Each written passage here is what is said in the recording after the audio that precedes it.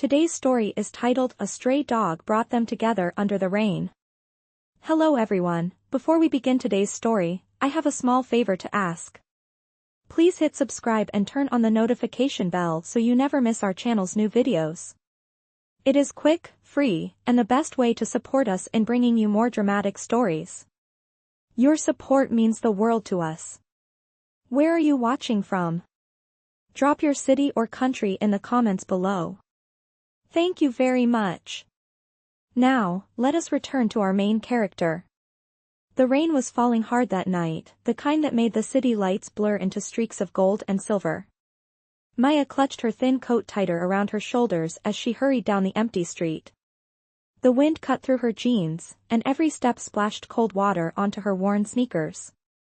She should have gone home after her late shift at the cafe, but when she heard the whimper, she stopped.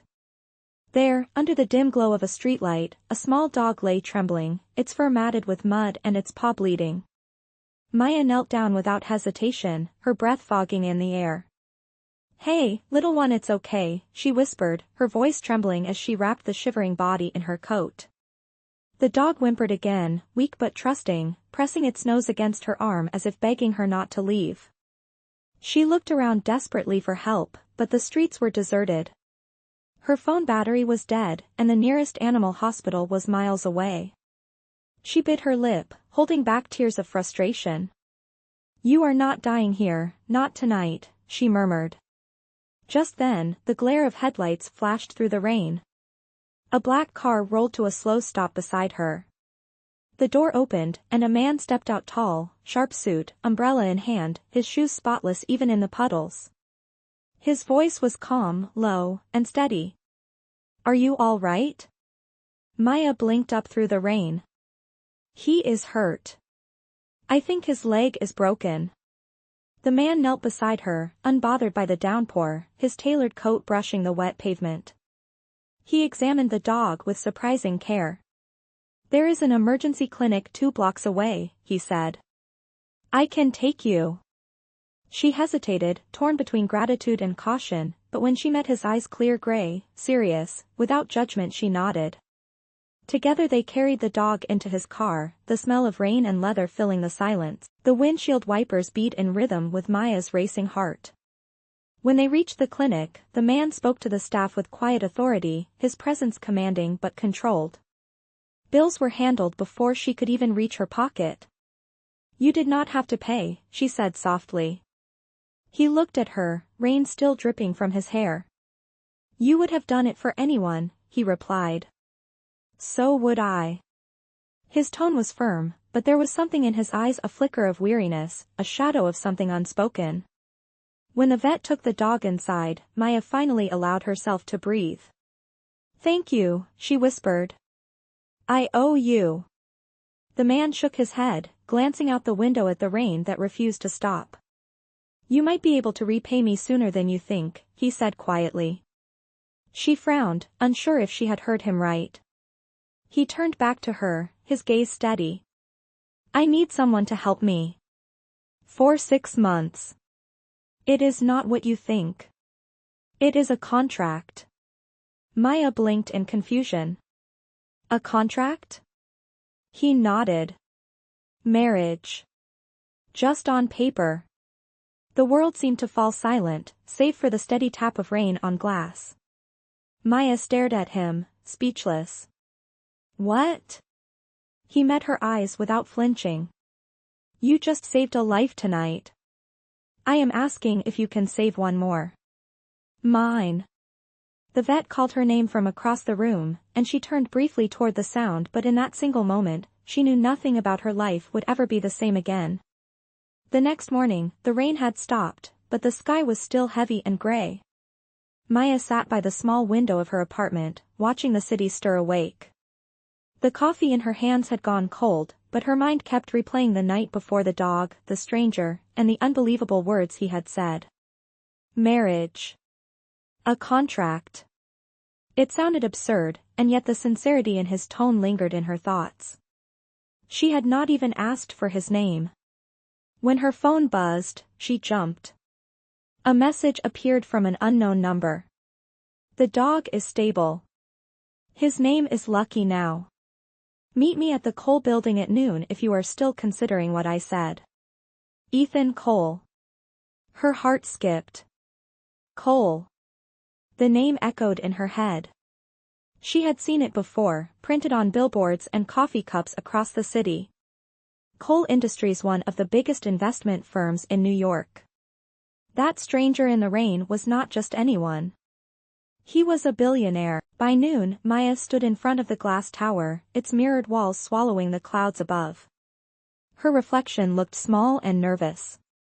She clutched the strap of her worn purse as she walked through the revolving doors, greeted by the soft scent of leather and polished marble.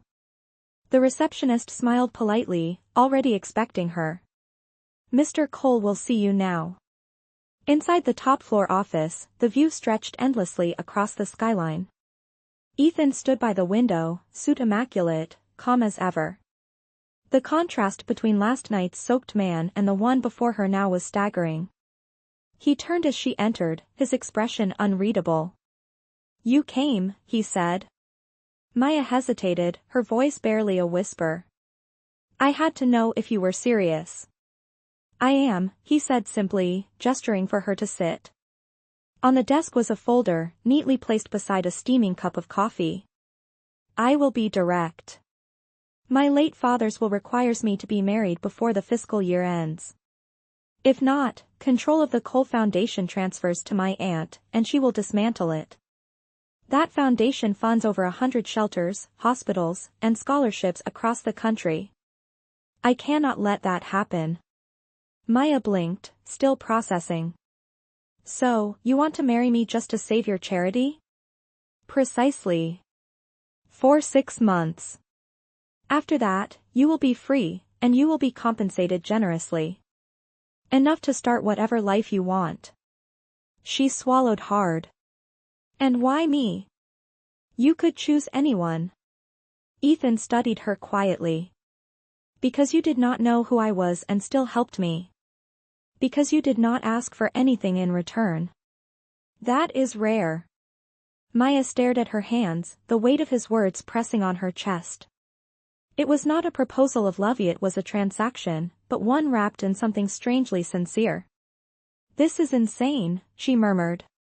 Ethan nodded slightly. It is. But it is also necessary. He opened the folder and slid a document toward her. Here is the agreement. You will live at my residence for appearance's sake. Attend public events with me. The marriage will remain professional. No obligations beyond that. Maya looked down at the neat lines of text. The legal language blurred as her mind raced. Her entire life had been about survival shifts at the cafe, late rent, dreams postponed. And now, in a twist of fate that made no sense, a billionaire was asking her to play his wife. You could ruin me, she said quietly. Ethan's tone softened. I could. But I will not. There was no arrogance in his voice, only quiet certainty. You can walk away now, and I will understand. But if you stay, it will not just change my life. It will change yours too. The silence stretched, heavy and fragile.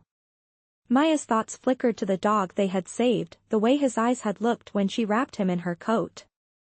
Something in that moment had felt right, pure, uncalculated. Maybe this was another kind of rescue.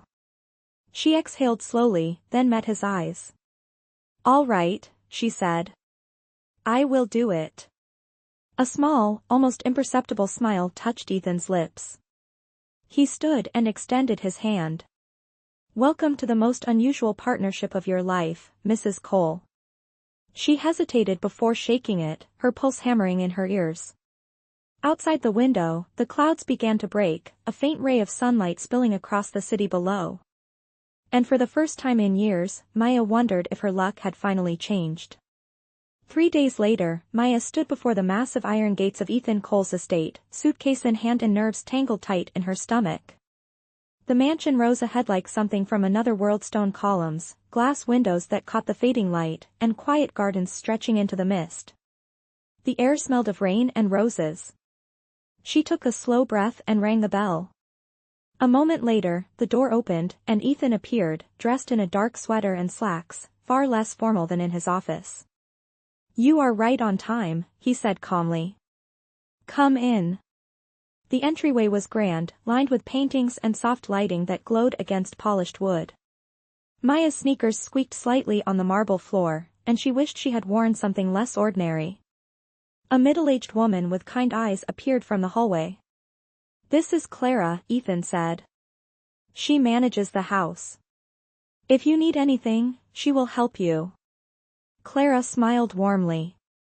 "It is lovely to meet you, Mrs. Cole." Maya opened her mouth to correct her, but Ethan's glance stopped her. For now, she had to play the part. She followed him into a spacious living room where a fire burned softly in the hearth. The warmth was comforting, yet the silence between them felt heavy. "You can use the guest suite upstairs," Ethan said. "Second door on the right. There are clothes and essentials in the closet." She hesitated. "You prepared all that already?" "I do not like surprises," he replied. His tone was cool, but not unkind. Maya nodded, trying to steady her voice. "Thank you." He watched her for a moment, then added, "We will have dinner at 7. My lawyer will come by tomorrow to finalize the legal filing. After that, the marriage will be official." The words hit her like a quiet wave. Official. Real, at least on paper. Upstairs, the suite looked more like a boutique hotel than a room in someone's house. The bed was perfectly made, the curtains sheer and elegant, and a vase of white lilies stood by the window. Maya placed her small suitcase on the chair, feeling oddly out of place in the perfection around her. She unpacked her few clothes and placed a framed photo of her late mother on the nightstand. It was her small anchor to the world she came from. At dinner, the long mahogany table stretched between them like a river. Clara served quietly, placing roasted salmon and fresh vegetables before them. Maya tried to eat, but her appetite was gone. The crackle of the fireplace filled the silence until she spoke. "You do not talk much, do you?" Ethan looked up from his plate. "I talk when there is something worth saying." "And tonight there is not?" she asked, half teasing, half nervous. His lips curved slightly. "You are the first person who has ever asked me that at my own table. Maybe that is why people think you are unapproachable," she said softly. He studied her for a long moment. "And what do you think?" "I think you are hiding something," she said before she could stop herself. He did not deny it. Instead, he leaned back in his chair. "Everyone hides something, Maya. The question is why." The sound of thunder rolled in the distance, echoing faintly through the high ceilings. For a moment, she thought she saw a flicker of pain cross his face. Then it was gone. After dinner, she carried her plate to the kitchen despite Clara's protests. "Old habit," Maya said with a smile. "At home, we did not leave dishes for anyone else." Clara smiled back, whispering, "He could use someone like you around here." Upstairs, the rain began again, tapping softly against the glass. Maya stood by the window, watching the drops race down the pane. Somewhere below, she heard Ethan on the phone, his tone firm but strained. Words like board meeting and inheritance clause drifted faintly up the stairs. The reality of it all settled over her. She was now part of a life that was not hers. When she finally lay in bed, the house felt too big, too quiet. She missed the sound of the city, the hum of late-night traffic, the comfort of her small apartment. Yet, despite the strangeness, she thought of Lucky the little dog they had saved and wondered if he was sleeping somewhere warm tonight. Maybe, she thought, this arrangement was not just about contracts and wealth. Maybe it was about saving something in both of them. Downstairs, Ethan stood alone by the fire, staring into the flames. His reflection flickered in the glass, and for a brief second, the hardness in his face slipped away, replaced by something human: loneliness. Outside, the rain kept falling, steady and soft, the same rain that had brought them together in the first place. The following week moved like a blur. Papers were signed, witnesses attended a quiet courthouse, and just like that, Maya became Mrs. Cole. No flowers, no music, just the echo of rain on the courthouse steps as she slipped the ring onto her finger. It fit perfectly, too perfectly, like everything Ethan did measured, precise, controlled. When they left the building, a photographer waited discreetly outside. Ethan leaned closer, his voice low. Smile. The board needs to believe this is real. She forced a small smile, her cheeks stiff, while flashbulbs lit the gray afternoon. On the ride home, the silence between them stretched like glass. Ethan finally spoke. We have a few public appearances coming up. The first is the Cole Foundation Gala next weekend. You will need something suitable to wear. Clara will arrange a fitting. Maya nodded quietly, still trying to absorb how drastically her life had changed. Her phone buzzed with messages from friends at the cafe, asking where she had gone. She typed and erased several replies before finally turning the screen off. The next day, Clara introduced her to Olivia, the stylist. Racks of dresses filled the sitting room. Maya touched the fabric gingerly, afraid to wrinkle anything. Olivia laughed softly. You have the figure for classic lines, something simple but elegant. Hours later, Maya stood before the mirror in a pale blue gown. She barely recognized the woman staring back. Ethan entered just as she adjusted the hem. His expression faltered for the briefest second before he caught himself.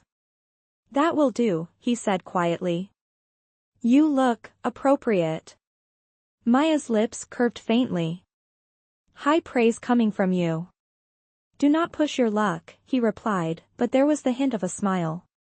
Over the next few days, they rehearsed small details: how to hold hands at events, how long to look at each other for the cameras, how to answer predictable questions. Maya found it oddly exhausting, pretending to be part of a life she did not belong to.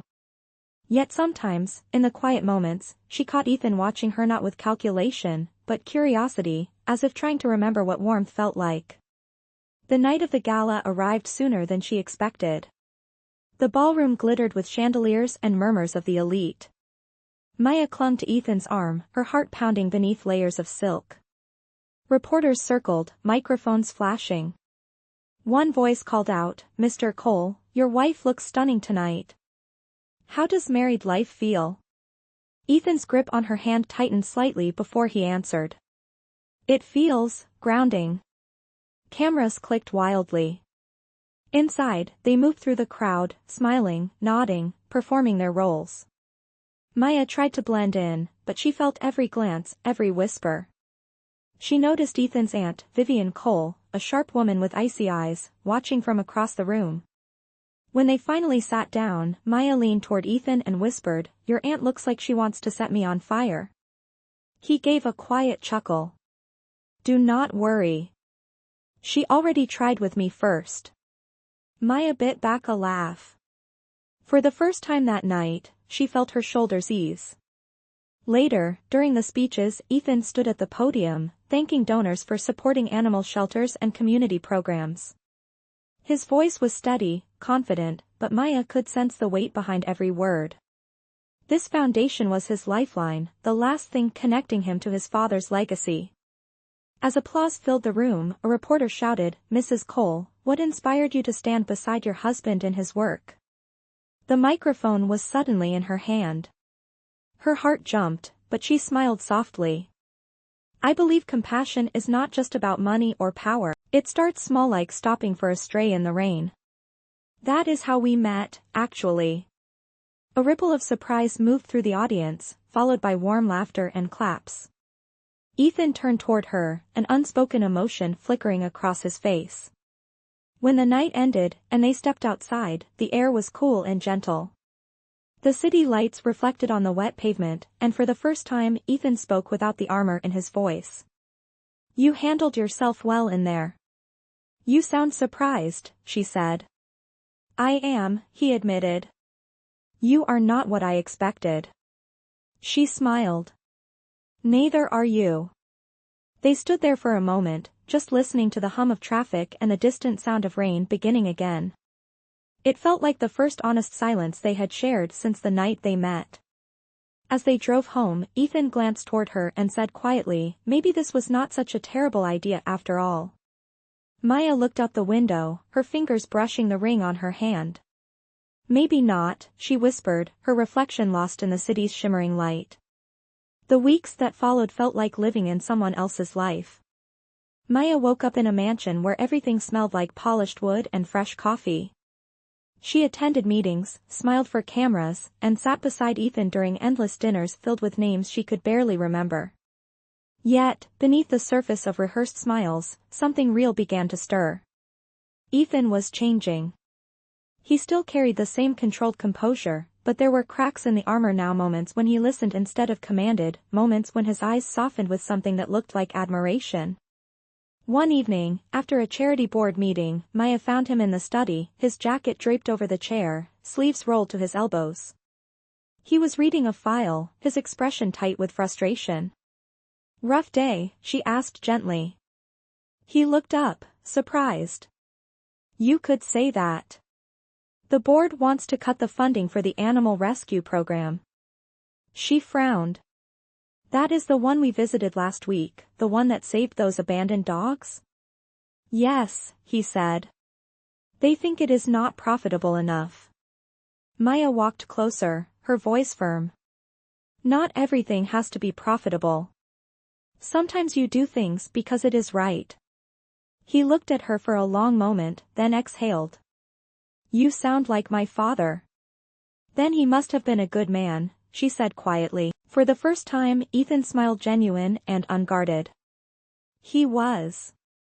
The next morning, the headlines from the gala had gone viral. Ethan Cole's mysterious wife wins hearts with stray dog story. Maya groaned, embarrassed, but Ethan only chuckled. "You are trending for telling the truth. I would say that is a good start." From then on, people began recognizing her in public. She used the attention to promote the shelters and rescue centers supported by the foundation. Ethan watched her during interviews, a mix of pride and disbelief in his eyes. One afternoon, after a press event, they stopped by the same animal clinic where they had first brought Lucky. The dog, now healthy and playful, wagged his tail wildly as soon as he saw them. Maya knelt to hug him, laughing as he licked her hands. Ethan crouched beside her, and for a brief second, their hands brushed. He did not pull away. Neither did she.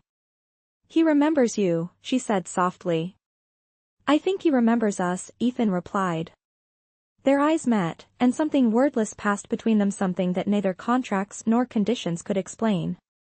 Back at the mansion, a storm rolled in, thunder echoing across the hills. Maya stood by the window, watching lightning flash across the sky. Ethan joined her quietly, holding 2 cups of tea. "You should not be near the window during a storm," he said. "Are you afraid of thunder, Mr. Cole?" she teased. "No," he said, his voice low. "Just of things I cannot control." She turned to him. "Like what?" "Like this," he admitted, his gaze fixed on her. The air between them tightened, filled with something fragile but electric. She could hear her heartbeat over the rain. For a long moment, neither of them spoke. Then he looked away, the mask slipping back into place. "We should rest," he said, turning toward the door. But before he left, he added softly, "Thank you for reminding me what kindness looks like." When he was gone, Maya stood there in silence, feeling something shift inside her. This arrangement had begun as a transaction, a business deal. But every day it felt less like pretending. The next morning, Clara entered the breakfast room holding a stack of envelopes. "Good news travels fast," she said with a smile. "Donations to the foundation have doubled since the gala." Ethan nodded, but his focus was on Maya. "Seems you are better at this job than I am," he said lightly. "I just speak from the heart," she replied. "You should try it sometime." He smiled faintly. "Maybe I will."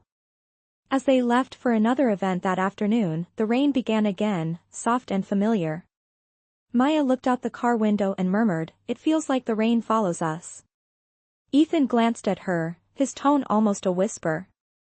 "Maybe it is trying to remind us where we began." Outside, the city blurred behind the glass, and for the first time, the silence between them did not feel like distance.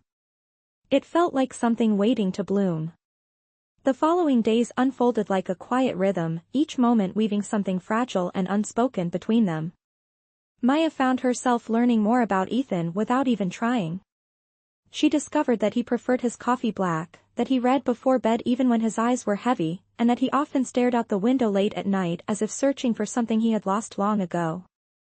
He was not the man the tabloids painted him to be. Beneath the layers of wealth and control was someone broken by loneliness.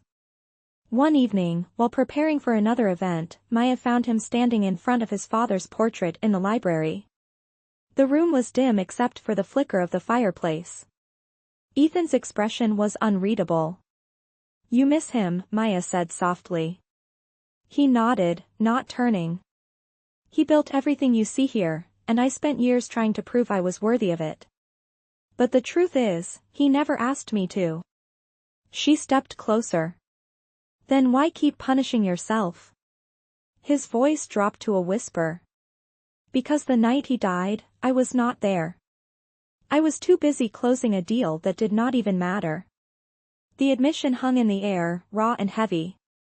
Without thinking, Maya placed her hand on his arm. "You cannot change the past, Ethan.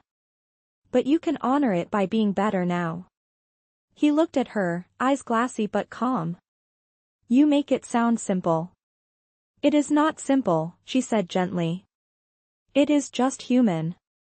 The next morning, the news broke: Cole Foundation expands shelter initiative with record funding. Reporters credited both Ethan and his wife for inspiring a wave of donations. The board could no longer challenge his leadership. For the first time, he seemed at peace. That evening, he surprised Maya by inviting her to dinner at a small restaurant in the city. Nothing fancy, just a quiet corner with soft music and warm light. "You did not have to bring me here," she said, smiling. "I thought you avoided public places." "I do," he replied.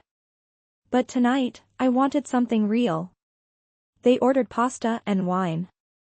The conversation flowed easier than ever before. Maya found herself laughing, not the polite kind, but the kind that came from deep inside. Ethan watched her with an expression she had never seen before: tenderness. "I had forgotten what this feels like," he said softly. "What does?" she asked. "Peace," he said simply. When they returned home, the sky was streaked with stars, the first clear night in weeks. Maya paused on the steps, looking up. "No rain tonight," she said with a laugh. "Maybe the world is finally letting us breathe." Ethan smiled. "Or maybe it knows we no longer need saving." As they walked inside, Clara greeted them with a gentle smile. "Welcome home," she said, her tone carrying more warmth than usual. Maya went upstairs to change, and when she returned, she found Ethan sitting by the piano in the living room, running his fingers absently over the keys. "I did not know you played," she said. "I used to. My mother taught me." He pressed a single note, soft and low. "After she passed, I stopped." The house felt too quiet without her voice. Maya sat beside him. "Maybe it is time to bring the music back." He hesitated, then played a slow, simple melody. The sound filled the room like a heartbeat, fragile yet steady. She closed her eyes, letting it wash over her. When the song ended, he looked at her and whispered, "You make this house feel alive again." Her breath caught. "Ethan," he shook his head slightly, standing up as if afraid of what might come next. "Good night, Maya." She watched him walk away, her heart heavy with something she could no longer ignore. That night, she lay awake, listening to the rain begin again outside her window. For weeks she had told herself this was only a contract, a temporary lie. But now she knew the truth: her feelings were no longer pretending. Downstairs, Ethan stood at the window, the rain reflecting in his eyes. For the first time, he was afraid not of losing his company, but of losing her. Somewhere between signatures and staged smiles, she had become the one thing he could not control, the one thing he did not want to let go. The peace did not last. One morning, Ethan's office was flooded with calls, and Clara rushed into the library holding a newspaper. The headline read, "Marriage Scandal: Was Ethan Cole's Wedding a Contract?" Maya's heart sank as she saw the photos, grainy shots of their courthouse ceremony, the contract folder on Ethan's desk, and even an image of her leaving the Cole building the day they first met. "Who leaked this?" she whispered. Ethan's jaw tightened. "Vivian. She has been waiting for a way to discredit me." His aunt had finally struck, using the media to twist their story into a scandal. Within hours, social media exploded with cruel speculation. Some called Maya a gold digger, others called her an actress. Reporters camped outside the gates, shouting questions through the rain. Maya tried to stay calm, but every headline cut deeper. "I did not sign up to ruin your reputation," she said, her voice breaking. Ethan placed a hand on her shoulder. "You did nothing wrong. I will handle this." "How?" she asked. "By pretending it does not hurt?" He said nothing. That silence hurt more than the words. That evening, he faced the board in an emergency meeting. Vivian stood at the head of the table, her smirk sharp as glass. "You have embarrassed this company," she said coldly. "The donors are withdrawing. You are unfit to lead." Ethan's voice was calm, but his hands clenched. "The foundation is not about my personal life. It is about the people we help." "Then prove it," Vivian snapped. "Step down, or we dissolve the funding entirely." The room fell silent.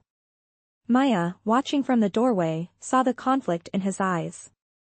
If he stepped down, thousands would lose support. If he stayed, his name would be dragged through the mud. She could not let that happen. That night, while he sat alone by the fire, Maya approached quietly. "I should leave," she said. "If I go, the story dies. You can fix this." Ethan looked up sharply. "No. You think I care about what they say?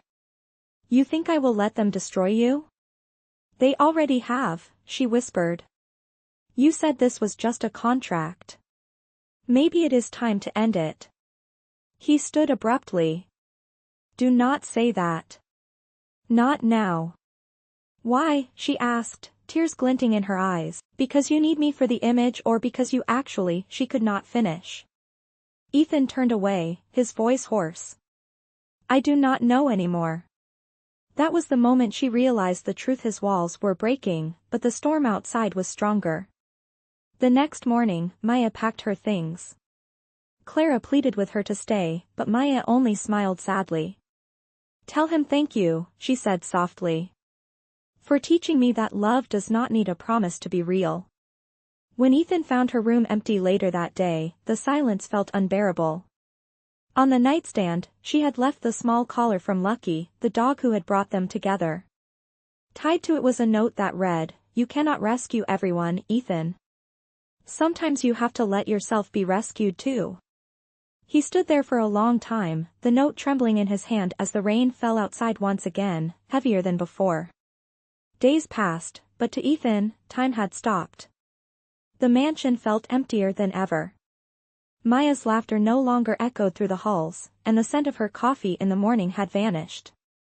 He buried himself in work, but every document, every meeting, felt meaningless. Clara tried to speak to him, but he only nodded silently. On the third night, she finally said, "You can fix this, Mr. Cole, but you must do it with your heart, not your money." That night, Ethan sat at his desk staring at the collar Maya had left behind. The tiny tag glinted in the firelight. He traced the engraving with his thumb, whispering, "You cannot rescue everyone." For the first time, he understood. The next morning, he called a press conference. Cameras flashed as he stepped up to the podium, his expression steady but his eyes tired. "The rumors are true," he began. "My marriage to Maya Cole started as a contract. But somewhere along the way, it became real. I will not hide behind lawyers or silence. She reminded me what compassion looks like, and for that, I owe her everything." Reporters murmured, surprised by his honesty. This foundation was built on the belief that kindness matters. Today, I am doubling our funding for shelters, not to repair my image, but to honor the woman who taught me that love without sincerity means nothing. His voice cracked slightly at the end, but he did not look away from the cameras. The next day, donations poured in. Public opinion shifted. People began sharing the story of the woman who saved a stray dog and, without meaning to, saved a man's soul. Maya watched it all from her small apartment, tears streaming down her face. The man she thought had built walls too high had torn them down in front of the whole world. A week later, she received an invitation. It was from the Cole Foundation. Inside was a handwritten note that read, "We are launching a new project in your name, The Haven. Come if you can." The event took place in the city's largest shelter, newly renovated and filled with rescued animals. Volunteers bustled about, laughter and barking filling the air. Maya hesitated at the entrance, unsure if she should go in, until she saw him standing near the stage, wearing the same calm smile she had once thought was untouchable. When he saw her, the crowd faded away. He walked toward her slowly, his voice barely above a whisper when he spoke. "You came. I had to see it," she said softly. "You named it the Haven?" "It was what you wanted," he said. "A place for second chances." She looked around at the dogs and cats, the families adopting them, the volunteers hugging in joy. It was everything she had dreamed of. Ethan reached into his pocket and held up the collar she had left behind. "You forgot something," he said. "No," she replied gently. "I left it so you would remember." He smiled faintly. "I did. And I remember something else too." He took a small velvet box from his coat and opened it. Inside was a simple ring engraved with a tiny paw print. "No contracts this time," he said quietly. "Just truth." Maya's eyes filled with tears as he dropped to one knee. The crowd hushed around them. "Will you stay, Maya?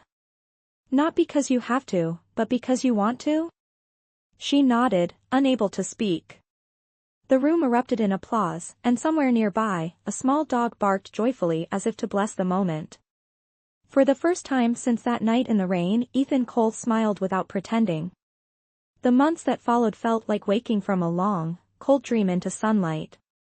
Maya and Ethan married again, this time not in a courthouse or for a contract, but in the garden behind the Haven, surrounded by the people and animals whose lives their story had touched. There were no cameras, no headlines, just laughter, soft music, and the gentle rustle of leaves in the summer breeze. Lucky, the little dog who had started it all, trotted proudly down the aisle wearing a bow tie, carrying their rings in a small velvet pouch. When Ethan took Maya's hands, his voice trembled slightly. "The first time I asked you to marry me, I was trying to save my inheritance. The second time, I am trying to save my heart." Maya smiled through tears. "You already did," she whispered. As they exchanged vows, the rain began to fall soft and light, as if the sky itself remembered. No one ran for cover. Instead, guests laughed, holding their faces to the sky. Ethan leaned closer, his forehead resting against hers. "It is raining again," he murmured. "Maybe it is blessing us," she replied. "Or reminding us that some storms bring people together." After the ceremony, they walked hand in hand through the shelter, greeting families who were adopting pets that day. Children played with the animals while volunteers clapped and cheered. Maya knelt beside a young girl holding a puppy and said, "Take good care of him. He will change your life." The girl smiled. "Just like your dog changed yours?" Maya looked at Ethan, who was speaking with a group of donors, his smile warm and unguarded. "Yes," she said softly. "Exactly like that." Later that evening, as the last guests left and the shelter quieted, Ethan wrapped his arm around her shoulders. "You know," he said, "when my father built this foundation, he wanted it to stand for hope. I thought I understood what that meant, but I did not. Not until you." Maya leaned her head against his chest. "Hope is not something you build, Ethan. It is something you choose every day." He kissed the top of her head, holding her close as the lights around them glowed golden against the damp ground. The rain had stopped, but tiny droplets clung to every leaf, glistening like stars. For a long moment, they stood there in silence, surrounded by the soft sounds of animals settling in for the night. It felt like peace. Months later, an article appeared online titled, "The Billionaire Who Fell in Love Under the Rain." It spoke of redemption, kindness, and how a stray dog changed two lives forever. But Ethan and Maya never read it. They were too busy living it. Every morning, they walked through the haven together, sharing coffee, feeding the animals, and laughing about the chaos that came with running a rescue. The world had given them storms, but they had turned those storms into shelter. One evening, as the sun set behind the city, Ethan looked at her and said, "If I had never stopped that night, where would I be?" Maya smiled. "Still driving, probably. Still running from what you were afraid to feel." He laughed softly.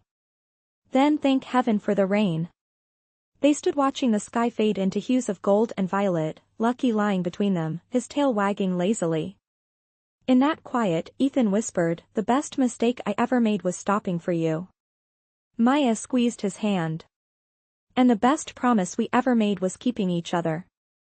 The camera of life would have faded thereon, two people who once met in a storm, now standing in the calm, knowing that sometimes love does not arrive with thunder. Sometimes it comes softly, carried by the rain.